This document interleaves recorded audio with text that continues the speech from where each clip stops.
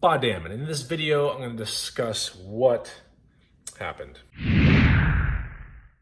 What's going on, guys and gals? Chris with the BODDAMN channel. This channel is all about food, fitness, and how to live an active, healthy lifestyle. Oh, my cat's meowing. Cool. So yeah, I'm going to get right to the point. So like the other day, 2 days ago, I was involved in a pretty serious accident. And well, you might be thinking, oh, car wreck, cool. Not so cool. This was a mountain biking accident, and you will see the footage here on this video. So basically what it is 2 days ago in the morning, I was doing a flow jump section / ledge drop section at a place that was relatively close to my house. And I've done this section many times, many times, and things didn't go right this one time. And I went head on after a ledge drop into a tree. And I smacked so hard. It was like the hardest hit I've ever taken in my entire life. I cannot believe it.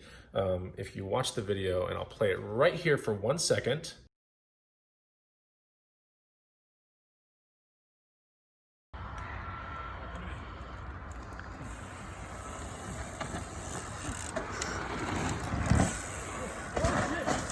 Oh, are you okay? Yeah. So you hear me say, oh, expletive, because I knew something bad was about to happen, right? I've mountain biked enough and I know when things aren't going to go right. So this video has some learnings in it, and I would like to share that with you. First of all, you know, when you're doing risky behaviors or anything like that, it's not really a behavior. These are just activities that do have a certain amount of risk associated to them. Now, whether it's surfing or snowboarding, mountain biking, they all have intense amount of risks behind them. And I want you guys to know that I'm not exactly a super risky individual. It takes a lot of years to get up to this level. It really does. And I've put in a lot of work, okay? I do a lot of stuff extremely slowly. And if you caught in the beginning of this video, I've done this section like 20 times. So it's not like this was anything new to me. But the takeaway really is a couple things, and I want to walk you through what happened. So yeah, I did that ledge drop and I hit straight down, and I'll put a screenshot right here, because if you notice, the tree on the right has some red padding on it. On July 7th, another rider that did that line went directly into that tree. There was no padding there, and that person suffered five broken ribs, a fractured scapula, and a punctured lung. Okay, so sometimes I wonder, like, you know, why did I come out I wouldn't say unscathed. Okay, so first of all, I got all this going on. I have this right here, it hurts. I'm still working out and everything, which is cool. My shin hurts like you wouldn't believe, and it has a puncture wound in there too. But I'm walking, right? This is Tuesday when I filmed this. I did my workout yesterday and Monday, like a normal workout. It's Tuesday, I did my Tuesday workout. I'm like, why am I walking around basically? How am I maybe lucky, or am I lucky is the real question. And so, you know, when I look back at the footage, I realized, like, I knew the hit was coming, and I must have braced in a split second for something that I knew was gonna hurt pretty bad. And believe me, when I smacked that tree, it couldn't have been a more dead-on impact. My helmet did get cracked, and my head went to the left in a snapping motion. I had whiplash for a day, and blood started pouring out of my face. Basically, I mean, I didn't black out, and I was still standing.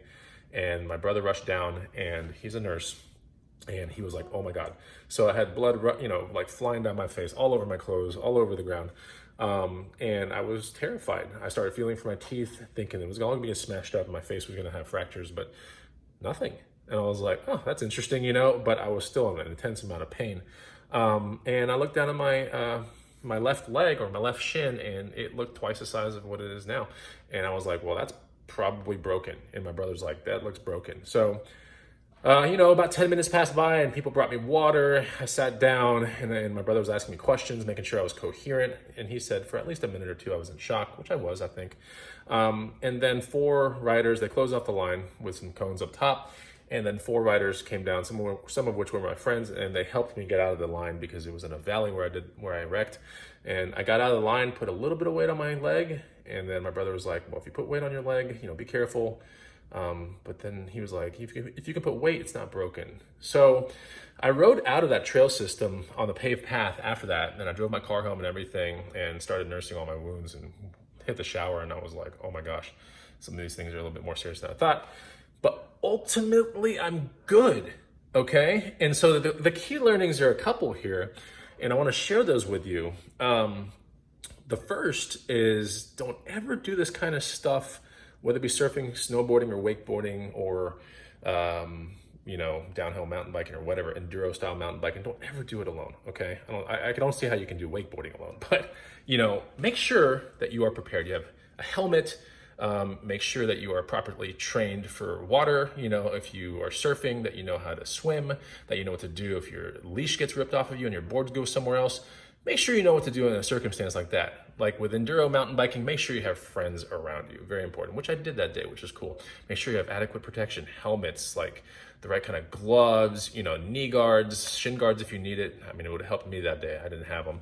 Elbow pads, and possibly even a full face helmet, right? I think the next time I go on that line, it's full face helmet time. So yeah, my helmet cracked and that was crazy. Well, to be expected, and it did its job. Bell helmets, if you're watching this ever, your engineers and all that kind of stuff that made the Super 2 helmet, thank you, because I think it did save my life 100%. I do believe in certain times of my life, and I've come close to dying about 4 times, and I think 2 days ago was one of those times.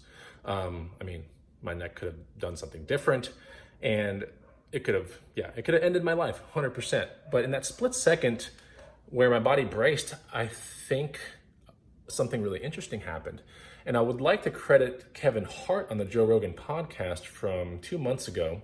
If you check out that episode, right around minute 45 or minute 50, he starts talking about his car accident and how he broke his back and had to get it all fused back together. And he was walking within a short amount of time. And the doctor was like, I can't believe this, But then they attributed it to the fact that, he's a physically active dude. And he alluded at the end, and this is the big takeaway, is you never know when you're going to need to cash in all your chips from the gym, from all that active activity. You're never going to know when you're going to need to cash it all in one day, whether it be a hard hit off of just a random, anything, right? Or a car accident, or in my case, hitting a tree, or maybe if you're surfing and, 5 big waves come, the first one rips your board off and you still got 4 more to endure, plus you have to swim back to shore. You're never going to know when you're going to need to take all that training and use it to save your life. And I do firmly believe that 2 days ago for me, all my training in the gym and the strategic places where I strengthened my body really helped me out in that split second before I hit that tree. Because let me tell you, it was vicious, okay? It was terrifying. I knew it was coming, and it hurt so bad. If you want to go back to the video, look at the top of the tree. It shook too. So a lot of learnings in this. I'm thankful to be okay. And the active lifestyle has sometimes its consequences and its risks, and I understand that. That's why I don't do leaps and bounds when it comes to tricks. I go slowly into my trick progression. It's not like I just started doing this a year ago. This is 10 or 20 years in the making, right? And sometimes bad things happen. So I'm lucky in a way, but I say lucky and I go, am I really lucky? Or did I just put in all the work and it paid off?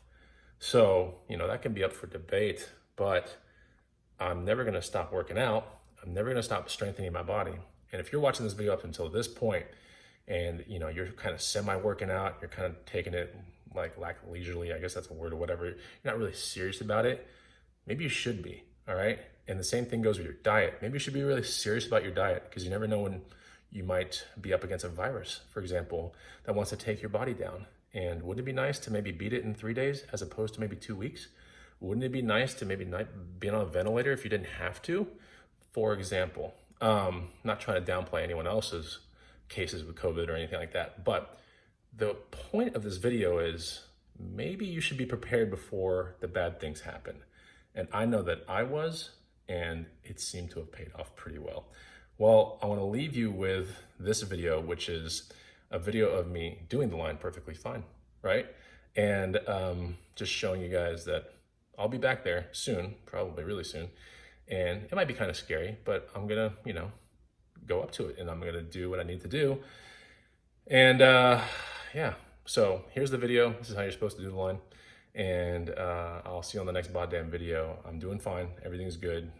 Shin hurts a little bit, but I can still function. and I'm very grateful. So that's pretty much it. I hope you enjoyed the video. If you did, drop me a like, hit a comment, and I'll see you in the next one. Take it easy. Goodbye.